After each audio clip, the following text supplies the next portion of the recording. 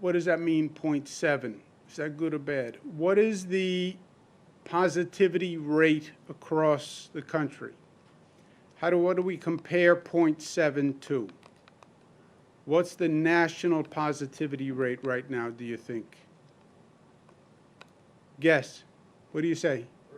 3. 2.5. 2.6. Zach Fink is a winner, but a good guess, close. So we're at 0.7. The nation is at 2.6. That is great, right? The nation is at roughly 4 times the positivity rate of New York. Where does New York rank nationally compared to the other states? Come on, this is a participatory. Pete, where does New York rank? I'm not old horse. Give a guess, Zach. I would say 4. Top 3. Good, you're on today. You did your homework. You've been watching these numbers. So 0.7 compared to 2.6, and we're in the top 3 states in the nation. And that is congratulations to New Yorkers. They've listened, they've learned, they're behaving properly, so congratulations. What makes New York, New York, you know? We went through hell. We had the highest infection rate in the United States of America, but New Yorkers reacted and responded. We're watching the positivity rate. What determines the positivity rate? Behavior and the percent of vaccinations. We're at 18 million vaccinations, 64% at least 1 dose, 55% fully vaccinated, and that number of vaccinations went straight up, then plateaued, and is now declining. That is a natural curve. You had that great rush of people who really wanted to get a vaccine. Then that tailed off. Then you had people who were lukewarm, and now it's dropping. And getting the vaccine rate higher than 62 is going to be hard. You look at countries around the world, 62% is a high vaccination rate. We would like to get it higher. So how do you get it higher? And how do you make sure you continue to make the progress? And again, the answer is up to us. None of this is predetermined. None of this is going to happen if we just sit back. The only thing that's going to happen is what we make happen. Part of this is energizing the economy.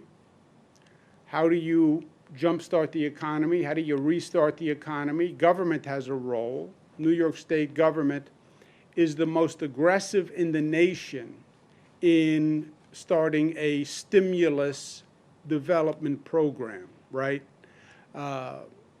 New airports, JFK, LaGuardia. We just announced a new round of upstate airport renovations, of the new Belmont Arena, which is where the Islanders are going to play, improving the Long Island Railroad with a 3rd track, new Penn Station, which would be transformative for commuters coming into New York. And if you're going to continue to grow, there are going to be more commuters. If any New Yorker needs inspiration about our future, just go look at the Moynihan Train Hall and look at the capacity of New York in action. Look at the Mario Cuomo Bridge when you say, well, we can't do big things anymore. Newport Authority Bus Terminal, which is long overdue. MTA accelerating its subway plan, and the new East Side Access Project, which is a marvel of engineering. And it has been going on, and we've been working on it diligently. It's interesting because nobody really knows what it is, and nobody really has seen what it is. But it is an entire transit complex underground. And we're going to do a tour of it tomorrow. And I think it's, people who come on the tour are really going to be shocked at what that project is and the difference that it could make for New York, and how impressive it was. Remember, East Side Access, everybody hears the terms.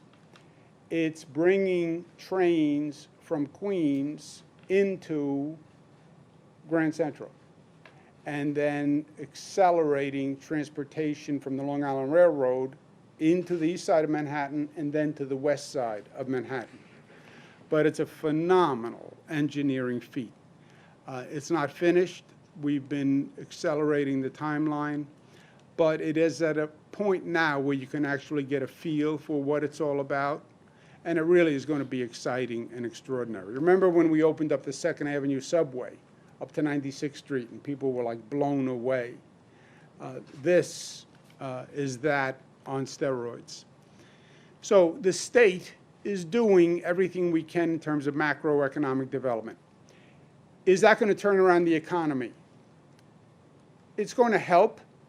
It's going to show, it's going to make major, significant, transformative changes.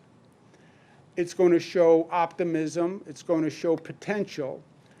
But the growth comes from private sector growth.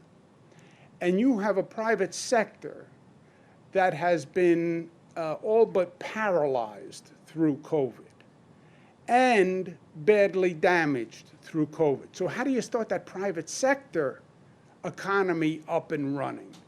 Government is not going to make the economy work.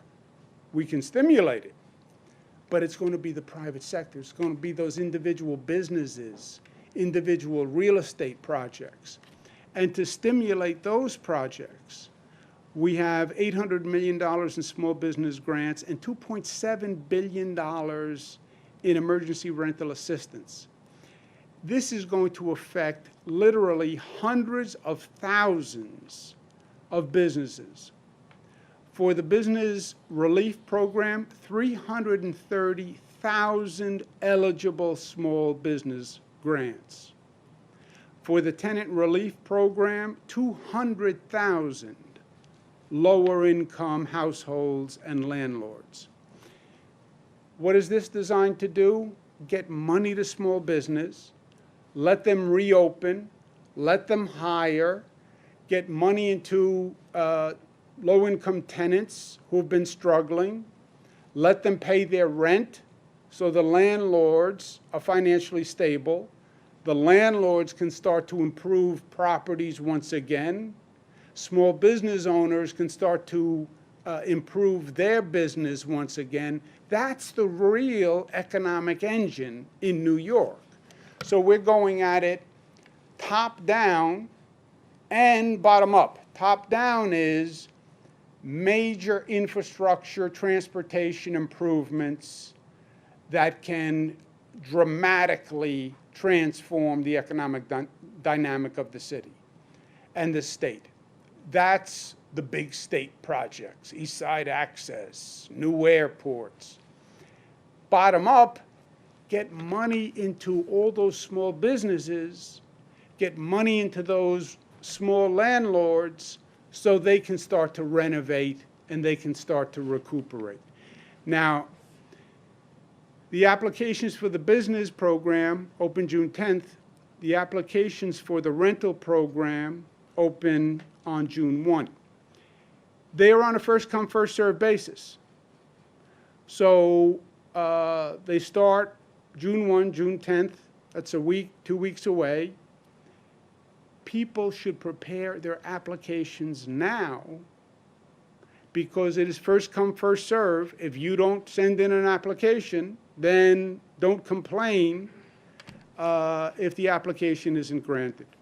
But in terms of economic stimulation, getting that money out, getting it into the hands of small businesses, getting it into the hands of tenants, getting it into the hands of landlords so they can start to run their business, that's how you're really going to see this economy come back and come back quickly. At the same time, we're working on dual tracks, reimagine, re-energize the economy, also continue to manage COVID. And you continue to manage COVID by continuing to vaccinate and by personal behavior. And as I mentioned earlier, we have to continue to get the vaccination numbers up. We've seen a 47% decline in the number of people coming in for vaccinations. So this is an issue. Where is the need in terms of vaccination? The greatest need are the 12 to 17-year-olds. They are 5% of the current COVID tests, but they're 10% of the positivity rate. That's the highest differential of any age group, meaning there are more infected 12 and 17-year-olds when we actually run the tests. Also, that group, 12 to 17, is the lowest percent vaccinated by far in the state. Why is that? Well, they just became eligible for the vaccine. And what they've heard for the past year is they are not a priority when it comes to COVID, right? So it's understandable. It's not like the 12 to 17-year-olds are delinquent. It's that they've not been eligible and they've not been stressed as a priority when it comes to COVID. But they are now, especially with reopening schools, et cetera. So what do? Identify the need, increasing participation, especially among the young people, and get creative. None of us have been here before. There is no book to follow. So get creative. Okay, today we're announcing get a shot and make your future. We will raffle off on a weekly basis full tuition, room, and board scholarships to any public college or university for 4 years. It will be just among 12 to 17-year-olds who come in and get their shot. Okay? Tomorrow through July 7th, any 12 to 17-year-old who gets their first Pfizer dose, Pfizer's 2 doses, we will award 10 4-year scholarships by a random drawing of those people who got the vaccine every Wednesday. It is an incentive for students. You're 12 to 17, you're planning on going to college, you're wondering about how you're going to pay for it. This is a full 4-year scholarship. To a SUNY school, to a CUNY school, to a community college, then moving on to a 4-year program. So it's a significant incentive for students. And by the way, it's an incentive for parents. For a parent, you're worried about paying college tuition? Tell your 12 to 17-year-old, go out, get a shot. It protects the family, protects the 12 to 17-year-old, and they are then eligible for a raffle.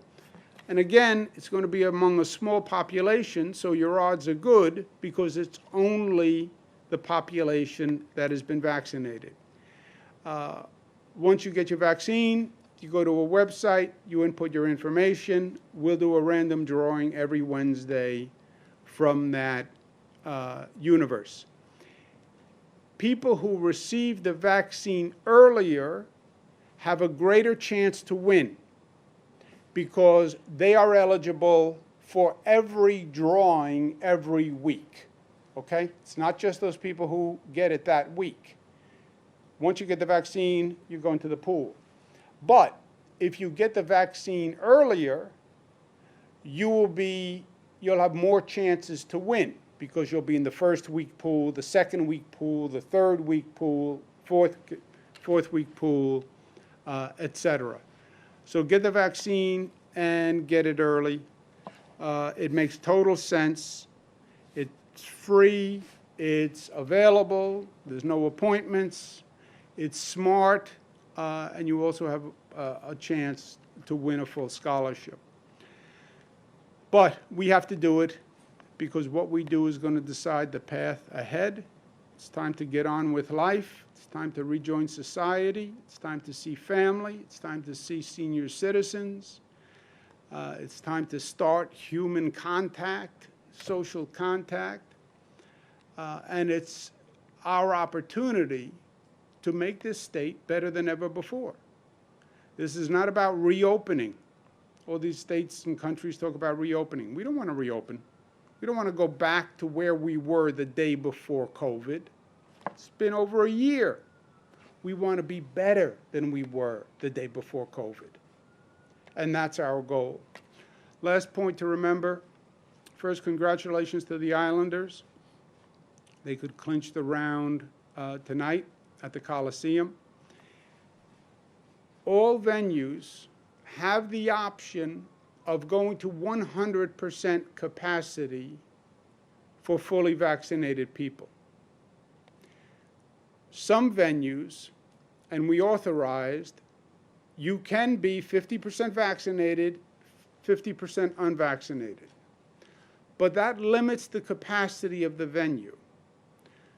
The sections that are fully vaccinated means people can sit right next to each other, which is also, by the way, a more enjoyable way to participate in the event.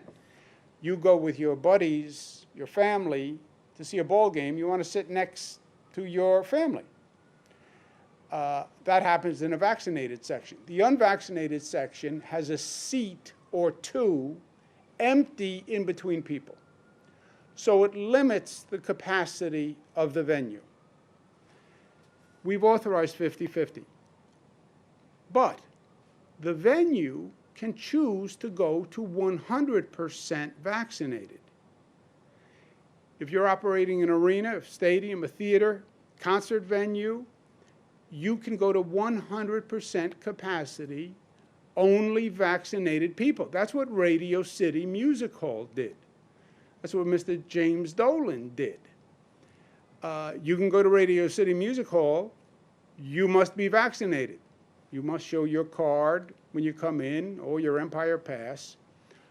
But he then has 100% capacity, so it works for the venue. It also works for the public because it's another incentive to get vaccinated, right? And we're in the business now of creating incentives to get vaccinated. Go to a subway station, get a vaccine, you can get an MTA pass. You can win a ball game ticket. You can win a lottery ticket.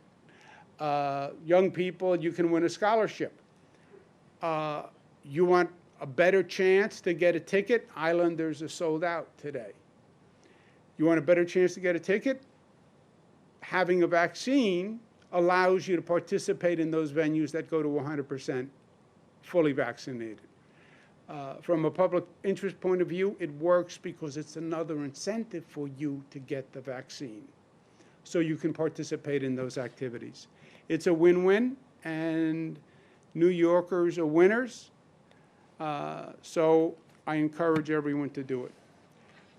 Let's take some questions. Governor, I want to ask you about the Joint Commission on Public Ethics. Jacob, do you believe that it's broken in its current form? There's a couple of moves in the legislature to make changes. One is a total overhaul, which would be a constitutional amendment, as you know, which takes a couple of years. The Senate passed some legislation which would kind of make some tweaks and change in how the votes are taken. Do you support either? Do you think the current system we have is working effectively? There is no doubt that JCOPE, or let's say ethics enforcement, could be better. The best way to do it, I'll give you two options, is the constitutional amendment, or designate special prosecutors who have authority from the state and funding from the state to do it. Take, theoretically, 3 district attorneys across the state and say, you 3 district attorneys, you have authority to police ethics and criminal matters vis-a-vis state electeds, Assembly, Senate, and we provide you the funding to do it. The fundamental problem with JCOPE is the legislature is immune from JCOPE. In other words, the legislature takes the position that JCOPE cannot discipline them, that only the legislature can discipline the legislature. That's why you need a constitutional amendment, which means whatever JCOPE does, it's not binding on the legislature, because their position is only their legislative ethics commission can impose a sanction on a legislator. Well, then what are we talking about? JCOPE says Assemblyman Senator Smith is guilty of violating these ethics. Legislature's position is that's nice, but it's not binding, because only the Legislative Ethics Commission can render a finding against the legislator. So JCOPE has no legal authority to enforce any finding against the legislator. Then what's the point? What is the point? So you have JCOPE. We say Senator Susie violated ethics. Nice. Thank you very much. Now we go to the Legislative Ethics Committee, and the Senate Legislative Ethics Committee makes the only decision that's relevant against Senator Susie. Then what was the point of any of it? Well, they'll say, legally, only the legislature can police the legislature. Only the legislature can enforce against the legislator. Well, then you're saying JCOPE is a toothless tiger.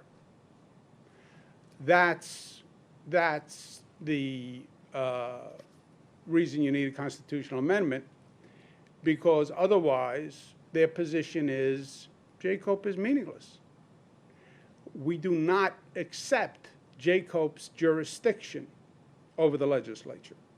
Is it too dominated by the executive branch and the party in power? And is that a fundamental flaw, you think, when it was set up initially?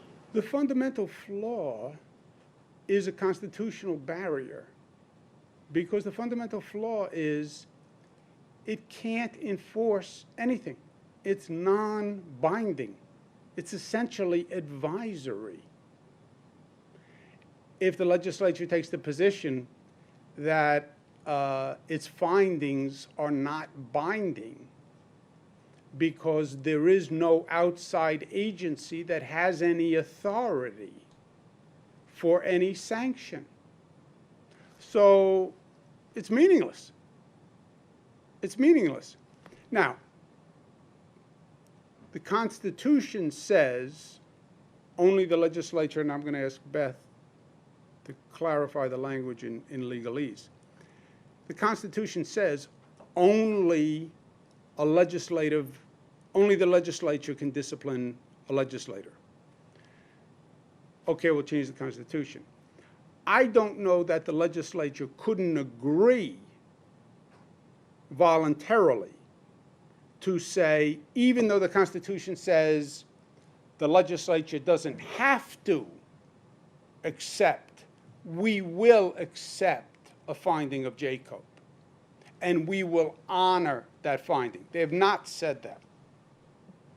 So until you have that, you have nothing, because their position is it's not legally binding. So then what is it? Advisory? Is that right on the law, Beth? Can you just clarify? Yes, they don't specifically reference discipline in the Constitution, but Article 3, I believe it's Section 2, says that the legislature, each house is the sole judge of the qualifications of its members. So what they're saying is the Senate Ethics Committee is the only committee that can discipline its members. The Assembly Committee is the only committee that can discipline its members. Well, then, what is the point of JCOP? Well, constitutionally, all right. I believe you could pass a law that says we will voluntarily, Isaac Fink, agree that I will accept the finding of JCOP. They won't do that. Or they have not done that. Governor, last week, Letitia James proposed legislation that would require that police officers use force only as a quote-unquote last resort after they've exhausted all de-escalating tactics. The police unions are not happy. The legislature is taking a look at it. I'm wondering if you support such a law change, if that would be the right approach to tackle police violence and excessive force of the police in the state. Yeah, there is no doubt use of force is a major element, Luis, that we've all been talking about for years, right? They're talking about it on the national level. We've been talking about it. We've made legislative changes. And use of force is an important element. But there's also no doubt that the problem is bigger than that. And that's where I want to start. We have a major crime problem in New York City. Everything we just talked about with the economy coming back, you know what the first step is? People have to feel safe. We're building new projects. We're stimulating small business. What comes before that is people have to feel safe. Public safety. Otherwise, none of it works. None of it works. You look at the economic trajectory of New York City. You look at the rate of crime in New York City, and there's a direct correlation. Invest in your small business in Flatbush, Brooklyn. I'm not going to invest if I feel the neighborhood is unsafe. So we have a major crime problem. We have a major problem in the subway system. MTA did a report that the number of police on trains in the subway station is de minimis. New Yorkers don't feel safe. You know why they don't feel safe? Because the crime rate is up. It's not that they are being neurotic or overly sensitive. They're right. They are right. The answer is more police. No, the answer is you have to reform the policing, public safety function in a way that restores trust with the community. It is a relationship issue. Recent poll said on trust of police, the numbers are dramatically different than they used to be. The NYPD was one of the most respected police forces in the United States. So it is that relationship that has to be remedied. We provoked that and started it by saying every police department in the state, every jurisdiction with a police department in the state had to go through a community-driven collaborative to restore the relationship and reform public safety.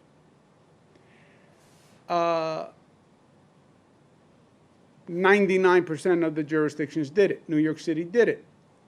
It's a good first step, but it's not enough. It wasn't inclusive enough. And it is that relationship of distrust. Yes, George Floyd brought it to a head nationally, but it happens again and again and again and again. Anniversary of George Floyd. His family is in our prayers and best wishes. But the message is, we still have more to do because it is about the relationship. Use of force. What they're saying is, I don't trust the police department now to use the appropriate force necessary. I don't trust the police department now to do X, Y, and Z. Until you restore the trust and make the reforms necessary to restore the trust, we're going to have this problem. Defund the police. Defund the police is not the answer, in my opinion. Defund the police basically means abolish the police. Oh, that's going to help? Gun violence going up, all crimes are going up. Your answer is abolish the police? No. It's reform public safety in collaboration with the community, so the community says, I now trust the relationship. And it is not going to be a Band-Aid.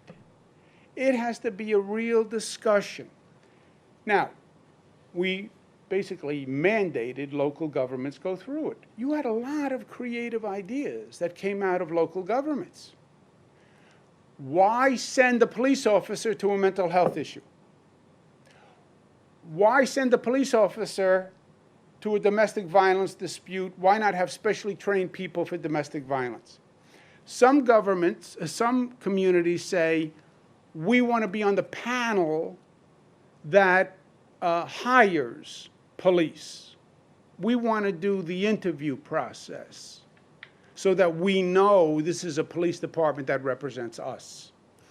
But it's about the trust in the relationship. And to me, of all the things we have to do, and we're talking New York City specifically, crime, crime, crime are the top three. And then we will get everything else we're doing can actually be maximized. But it's not going to work, Luis, without getting control of crime. I am, in some ways, a rarity now, a lifelong New Yorker. God bless New York. We have so many people who moved here from other places. I'm a lifelong New Yorker. I've seen this cycle over and over and over again. I remember getting on a subway train and making sure there was no jewelry, making sure you weren't wearing a chain. Kevin used to wear these very gaudy gold chains, and he would have to put them inside his T-shirt, tuck them in so nobody took your chain. He also had this very gaudy ring, like a pirate's hat. He had to take it off, put it in his pocket. You got on a train, you walked the train to find the police officer on the train, and you sat in that car. You went into a station, you walked the station to find where the police officer was standing, and you stood next to the police officer. That was real. That was real. If we don't get a handle on this, it is going to inhibit the effectiveness of everything else we're doing. Subway system. Subways are cleaner than they've been. They're operating better than they've been. New 2nd Avenue subway, L train renovation. But they're not as safe. And people are afraid to take the train. Well, we're going to open new East Side Access. We're going to cut time off your commutation.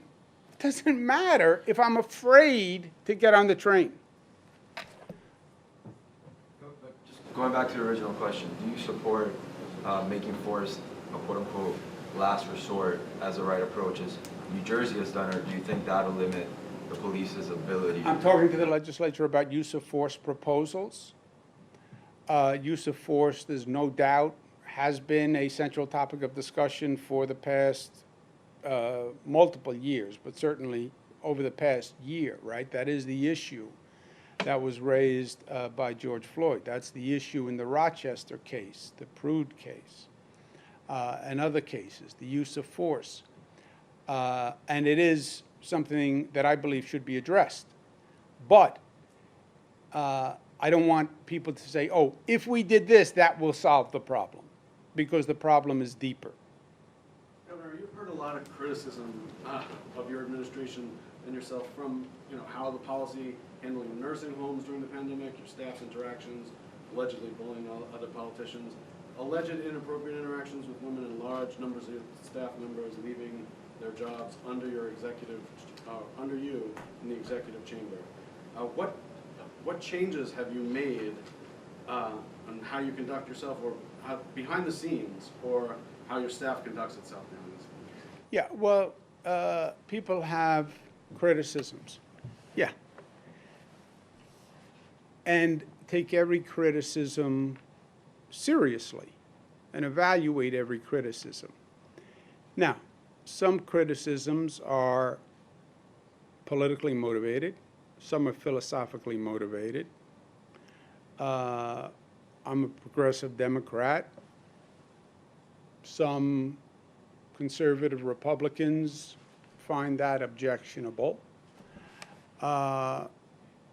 There is also a number of reviews that are going on to analyze the specifics, and let's see what they say. And if there is a problem, bona fide problem, then address it. Yes? For the assistance for renters and small businesses program, is there a possibility of extending the date for accepting applications to ensure that all communities, like minorities, are aware of the program? Good question. Do we have an end date in the program? We don't have a closing date because we want to see what the responses are going to be, but MWB and disadvantaged communities are prioritized first. So the point is to get to those smaller businesses. The businesses 10 or with 10 employees or less are also prioritized, but those businesses that are most challenged are prioritized in the program, so they would go first. So there's not an end date. There is no closing date, but it is first come, first serve. At one point, all the money would be given out, but there's a priority for the smaller businesses, MWB. Last question. Do you think that the recent polling that shows that your approval rating has gone up validates your decision to not resign despite all of your colleagues that urged you to do so? I am gratified that New Yorkers think that I am doing a good job because I'm working very hard to do it. Thank you, guys. Yeah, Peter, last question. Vaccine incentives. 12 to 17-year-olds who have already received a shot, are they eligible? Second question, you've got a big lottery this week. Have you seen a bump over the past couple of days that the lottery might have helped? I have not looked at the lottery numbers. Have you looked at the lottery? It's hard to tell, right? Because what's offsetting while people are coming down off of it, because you have 60% vaccinated now.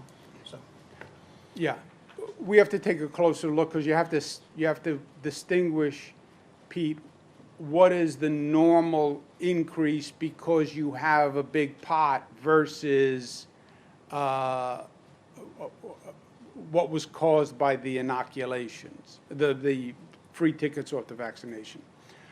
12 to 17, let's be clear on this. If you have received one shot so far, you will be eligible, you will be put into the pool. Pete, if you go to the website and fill it out, you will be in the pool. anyone who gets the first shot this week goes into the pool. There's a drawing once a week from that eligible pool. Week 2, whoever gets a shot gets added to the pool. Week 3, whoever gets a shot gets added to the pool. Every week, the full pool is eligible. The sooner you jump into the pool, the greater your chances, because you are in the pool for more raffles. Do you know what I'm saying? So if you get a vaccine, if you already got a vaccine, you're in the pool. If you get a vaccine today, you're in that pool for the first drawing, second drawing, third drawing, fourth drawing, right? So first one in the pool has a better chance. Governor, who's Thank you, gonna pay guys. your legal bills? The taxpayer